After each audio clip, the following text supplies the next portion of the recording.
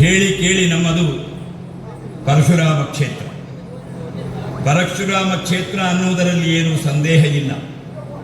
ಯಾಕೆ ಕೇಳಿದರೆ, ಈ ಪ್ರದೇಶದಲ್ಲಿ ನಾವು ಯಾವ ರೀತಿ ದೇವತಾ ಪೂಜಾದಿ ಪ್ರಕ್ರಿಯೆಗಳನ್ನು ನಡೆಸಬೇಕು, ಯಾವ ರೀತಿ ದೇವತಾ ಆರಾಧನೆಯ ವಿಧಿವಿಧಾನಗಳಿಗೆ ದೇವಸ್ಥಾನಗಳು ನಿರ್ಮಾಣವಾಗಬೇಕನ್ನುವುದಕ್ಕೆ ಈ ಪ್ರದೇಶದ ಸೃಷ್ಟಿಕರ್ತೃಗಳೆನಿಸಿದಂತಹ ಭಾರ್ಗವರಾಮರೇ ಭಾರ್ಗವ ಪದ್ಧತಿ ಅನ್ನುವಂತಹ ಒಂದು ಗ್ರಂಥ ವಿಶೇಷವನ್ನು ನಮಗಾಗಿ ರಚಿಸಿ ಅನುಗ್ರಹಿಸಿದ್ದರು. ಆದರೆ ಇವತ್ತಿನ ದಿವಸ ನಾವು ಭಾರತದಲ್ಲಿ ಬೇರೆ ಬೇರೆ ಕಾರಣಗಳಿಂದ ನಮ್ಮದಾದಂತಹ ಸಾಂಸ್ಕೃತಿಕ ಯೋಗ್ಯತೆಯನ್ನು ಸಾರುವಂತಹ ಎಷ್ಟೋ ಗ್ರಂಥಗಳನ್ನು, ಎಷ್ಟೋ ವಿಷಯಗಳನ್ನು ಉಳಿಸಿಕೊಂಡದ್ದಕ್ಕಿಂತ ಕಳೆದುಕೊಂಡದ್ದೇ ಹೆಚ್ಚು.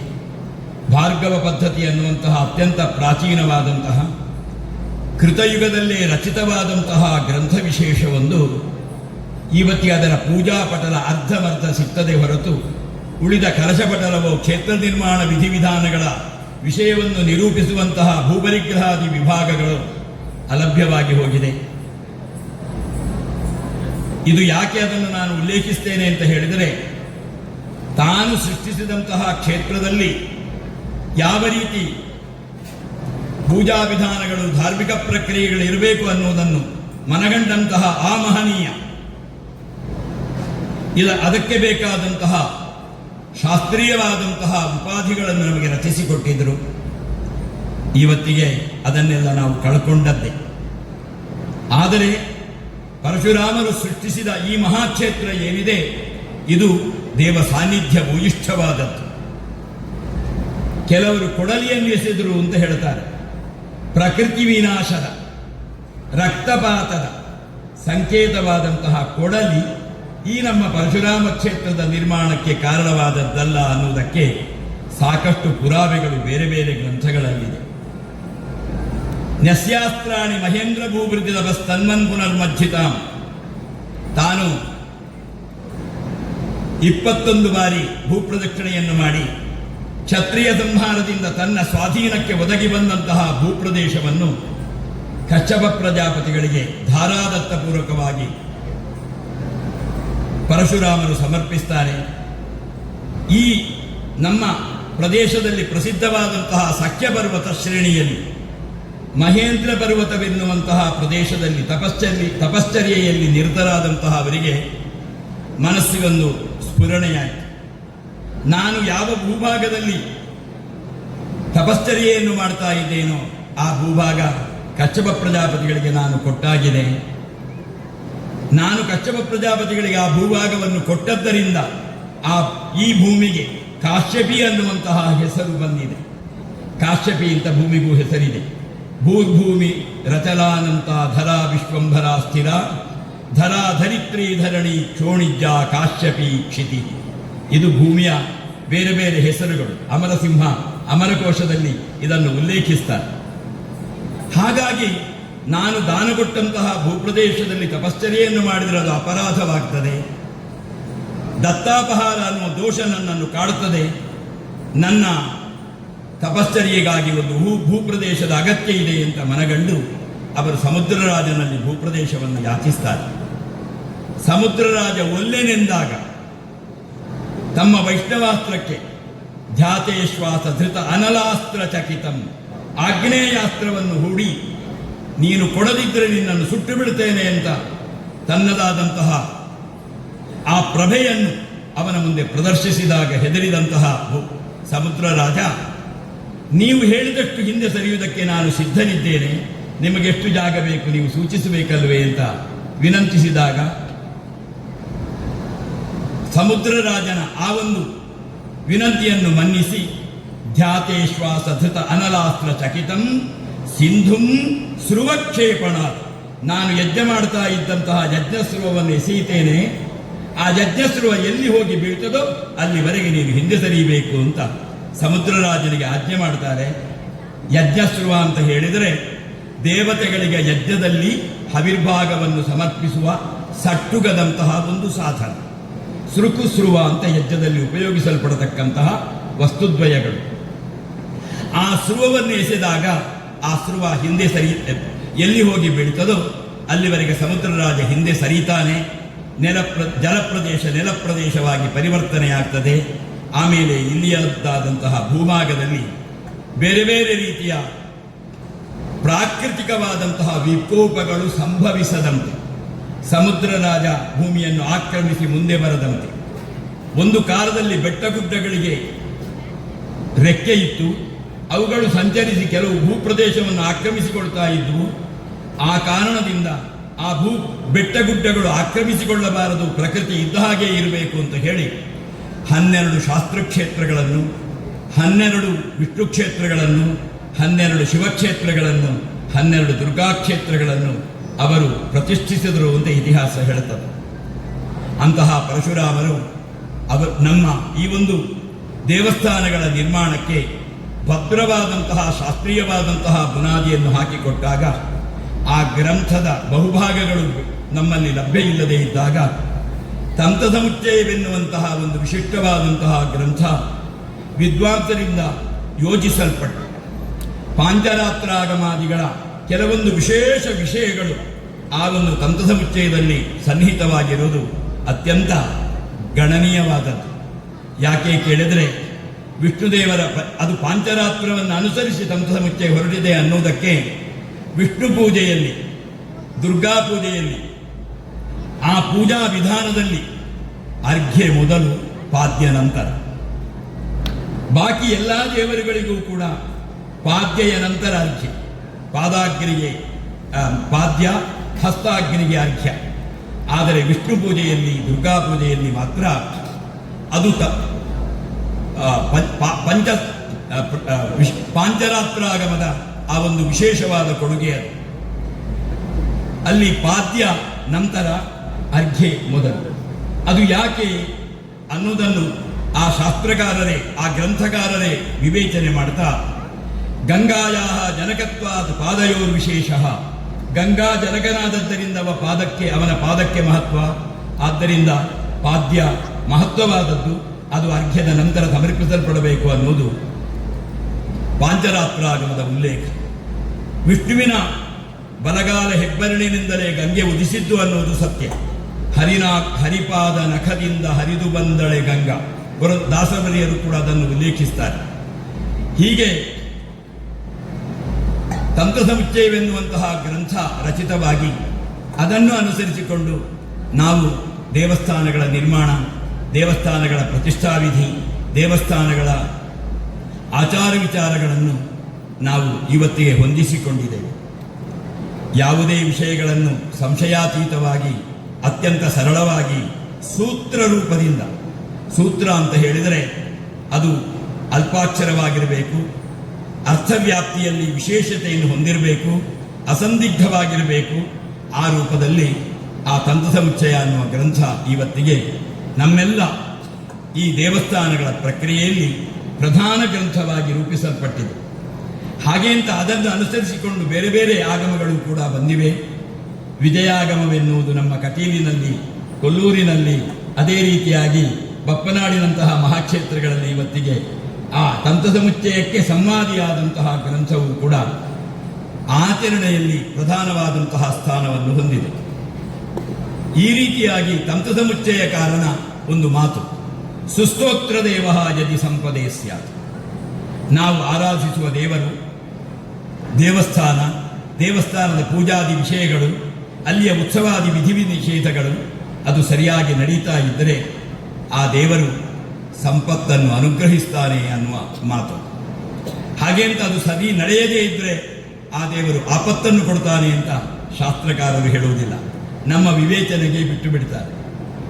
ಯಾಕೆ ಕೇಳಿದರೆ, ದೀಪವನ್ನು ಸರಿಯಾಗಿ ಬೆಳಗಿದರೆ ಅದು ಕತ್ತಲೆ ಹೋಗಬೇಕು ಅಂತ ಹೇಳಬೇಕಾದ ಅಗತ್ಯ ಇಲ್ಲ.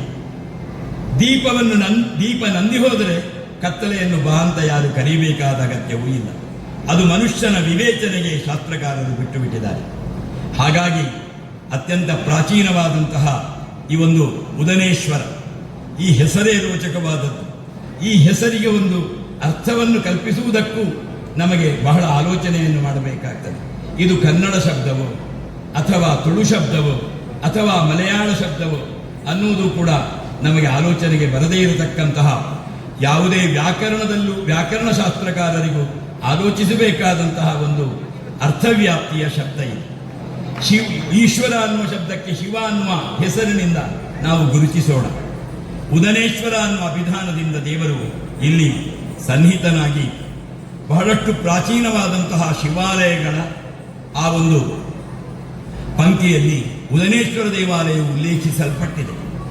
ಯಾಕೆ ಕೇಳಿದರೆ, ಈ ಉದನೇಶ್ವರ ದೇವಾಲಯದ ಉಲ್ಲೇಖ ತೌಳವ ಗ್ರಾಮ ಪದ್ಧತಿ ಅನ್ನುವ ಈ ತುಳುನಾಡಿನ ಆಚಾರ ವಿಚಾರಗಳನ್ನು ಉಲ್ಲೇಖಿಸುವಂತಹ ಆ ಗ್ರಾಮ ಪದ್ಧತಿಯ ಒಂದು ಭಾಗದಲ್ಲಿ ಉದನೇಶ್ವರ ಅನ್ನುವಂತಹ ಹೆಸರು ಕೂಡ ಈ ಗ್ರಾಮದ ಪದ್ಧತಿಗಳು, ಈ ಗ್ರಾಮದ ಆಚಾರಗಳ ಬಗ್ಗೆ ಕೂಡ ಉಲ್ಲೇಖ ಇದೆ. ಈ ತೌಳವ ಗ್ರಾಮ ಪದ್ಧತಿ ಅನ್ನುವಂತಹ ಗ್ರಂಥದಲ್ಲಿ ಉಲ್ಲೇಖ ಇರುವುದರಿಂದ ಇದು ಅತ್ಯಂತ ಪ್ರಾಚೀನವಾಗಿ ಸಾವಿರಾರು ವರ್ಷಗಳ ಹಿಂದಿನ ಒಂದು ದೇವಾಲಯವೆನ್ನುವುದು ನಾವು ಗಮನಿಸಬಹುದು.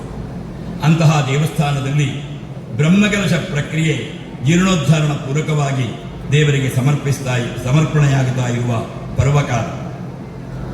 ಬ್ರಹ್ಮಕಲಶವೆನ್ನುವುದು ದೇವರಿಗೆ 12 ವರ್ಷಗಳಿಗೊಮ್ಮೆ ನಡೆಸಬೇಕಾದಂತಹ ವಿಧಾನಗಳು. ದೇವರಿಗೆ ಪೀಠಕ್ಕೂ ಬಿಂಬಕ್ಕೂ ಏಕತೆಯನ್ನು ಸಂಕಲ್ಪಿಸುವಂತಹ ಅಷ್ಟಬಂಧದ ಅವಧಿ 12 ವರ್ಷ.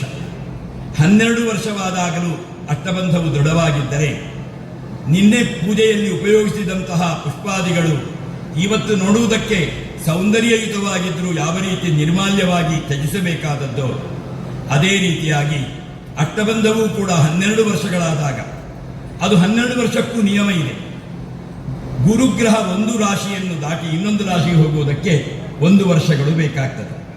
ಹಾಗಾಗಿ ಮಿಥುನ ರಾಶಿಯಲ್ಲಿ ಗುರುಗ್ರಹನ ಸ್ಥಿತಿ ಇರುವಾಗ ಇಲ್ಲಿ ಬ್ರಹ್ಮಕಲಶ ನಡೆಸಲ್ಪಟ್ಟರೆ 12 ವರ್ಷಗಳ ನಂತರ ಪುನಃ ಮಿಥುನ ರಾಶಿಯನ್ನು ಗುರು ಪ್ರವೇಶಿಸಿ ಆ ಮಿಥುನ ರಾಶಿಯ ಸಂಚಾರ ಕಾಲದಲ್ಲಿ ಪುನಃ ಬ್ರಹ್ಮಕಲಶವನ್ನು ನಡೆಸಬೇಕು ಅನ್ನೋದು ಶಾಸ್ತ್ರಕಾರರ ಅಭಿಮತ.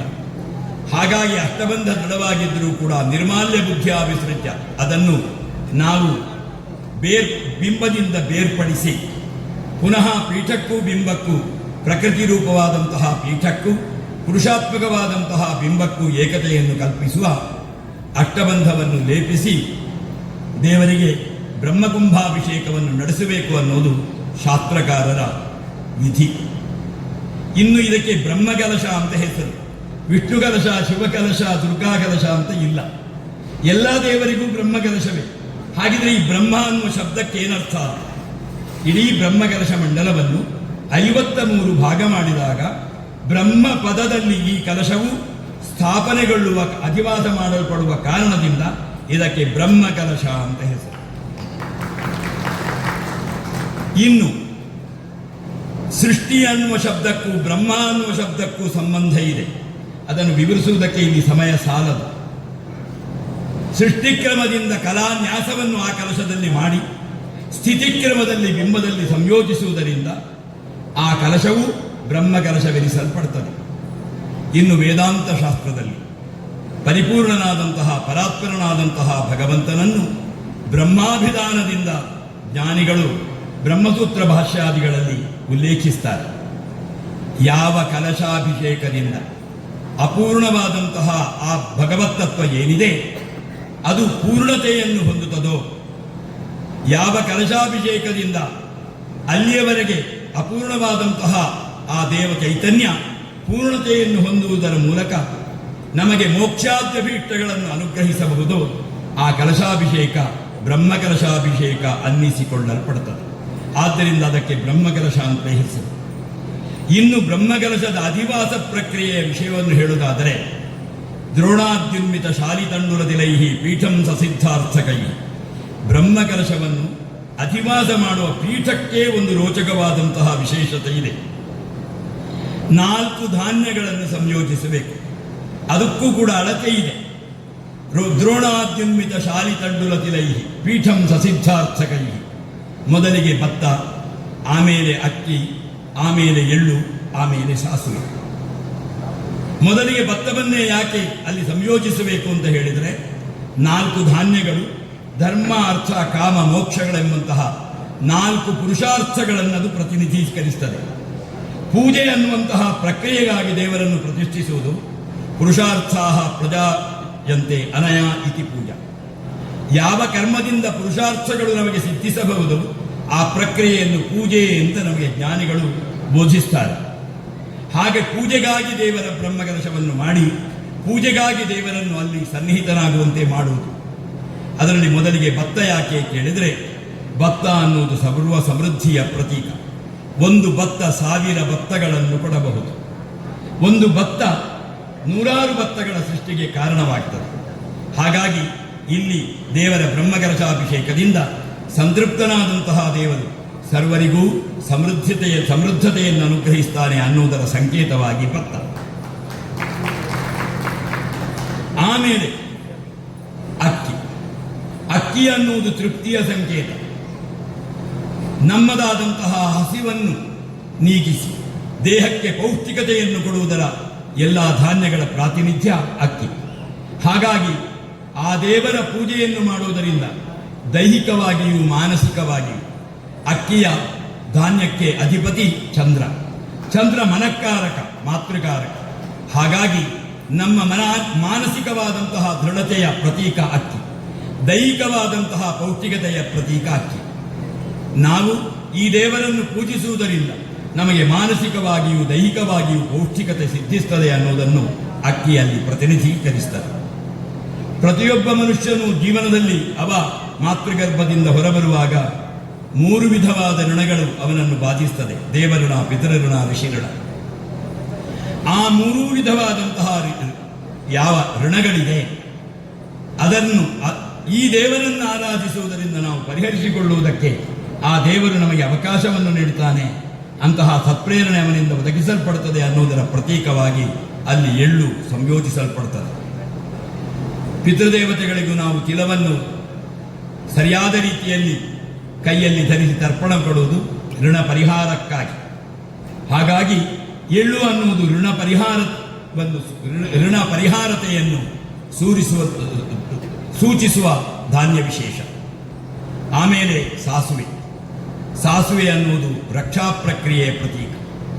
ಯಾವುದೇ ದೇವರನ್ನು ಆರಾಧಿಸಿದರೂ ಆ ದೇವರ ಆರಾಧನೆಯಿಂದ ದೇಶವೂ ಆ ದೇಶದ ಪ್ರಜೆಗಳೂ ಸುರಕ್ಷಿತವಾಗಿರಬೇಕು ಅನ್ನುವುದನ್ನು ಅಲ್ಲಿ ಸಾಸುವೆ ಪ್ರತಿನಿಧೀಕರಿಸುತ್ತದೆ.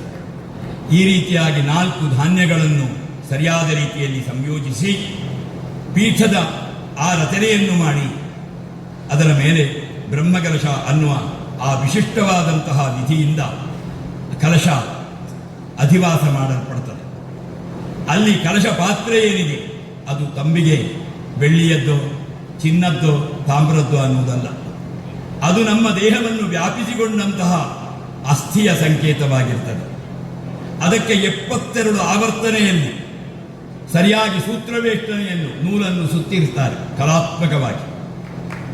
ಅದು ನಮ್ಮ ದೇಹದಲ್ಲಿರತಕ್ಕಂತಹ 72,000 ನಾಡಿಗಳ ಪ್ರತೀಕ. ಅಷ್ಟಗಂಧಪೂರಿತವಾದಂತಹ ಜಲ ಆ ಕಲಶದೊಳಗೆ ನಿಕ್ಷೇಪಿಸಲ್ಪಡುತ್ತದೆ ವರುಣ ಮಂತ್ರದಿಂದ. ನಮ್ಮ ದೇಹದಲ್ಲಿ ನಿರಂತರವಾಗಿ ರಕ್ತಧಾರೆ ಯಾವ ರೀತಿ ಪ್ರವಹಿಸ್ತಾ ಇರುತ್ತದೋ ಅದರ ಪ್ರತೀಕವಾಗಿ ಆ ಅಷ್ಟಗಂಧಪೂರಿತವಾದ ಜಲ ಶಿರೋಭಾಗದಿಂದ ಕಾಲಿನವರೆಗೆ ಚರ್ಮ ವ್ಯಾಪಿಸಿರುತ್ತದೆ. ಸರಿಯಾದ ರೀತಿಯಲ್ಲಿ ಕಲಶಕ್ಕೆ ಸಂಯೋಜಿಸಿದಂತಹ ರೇಷ್ಮೆಯ ದುಕೂಲ ಏನಿದೆ, ರೇಷ್ಮೆಯ ಪಟ್ಟೆ ಏನಿದೆ, ಅದು ನಮ್ಮ ದೇಹವನ್ನು ವ್ಯಾಪಿಸಿಕೊಂಡಂತಹ ಚರ್ಮದ ಪ್ರತೀಕ. ಶಿರೋಭಾಗದಲ್ಲಿ ಆ ಕಲಶದ ಕಂಠಭಾಗದಲ್ಲಿ ನಿಕ್ಷೇಪಿಸುವಂತಹ ಪಂಚಪಲ್ಲವಗಳೇನಿದೆ ಆ ಪಂಚಪಲ್ಲವಗಳು ನಮ್ಮ ಕಂಠಭಾಗದ ಪ್ರತೀಕ. ಕಂಠಭಾಗದಲ್ಲಿ ಯಾವುದೇ ಕಾರಣದಿಂದ ನರನಾಡಿಗಳೇ ಹೊರತು ಎಲುಬು ಇರುವುದೇ ಇಲ್ಲ.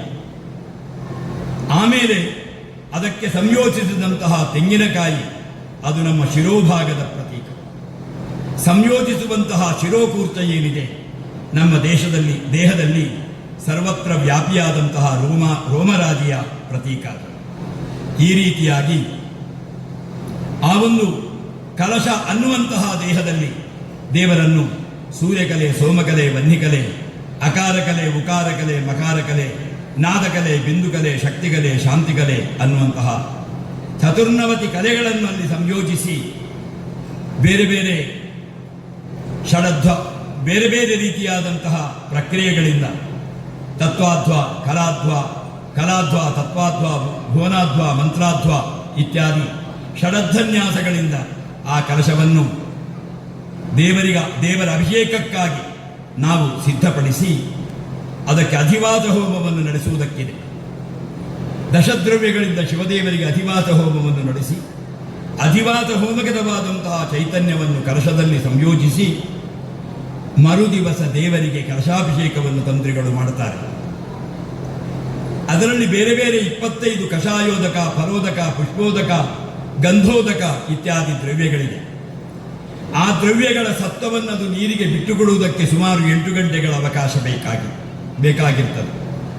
ನಾಳೆಯ ದಿವಸ ಕಲಶಾಭಿಷೇಕವನ್ನು ನಡೆಸುವುದಾದರೆ ಇವತ್ತಿನ ದಿವಸ ಕಲಶಾಧಿವಾಸವನ್ನು ನಡೆಸಿ ನಾಳೆಯ ದಿವಸ ಕಲಶಾಭಿಷೇಕವನ್ನು ನಡೆಸಬೇಕು. ಆ ದ್ರವ್ಯಗಳು ಅದರ ಸತ್ವವನ್ನು ರತ್ನಾದಿಗಳು ಬಿಟ್ಟುಕೊಡುವುದಕ್ಕೆ ಅವಕಾಶ ಅಲ್ಲಿ ಇರಬೇಕು.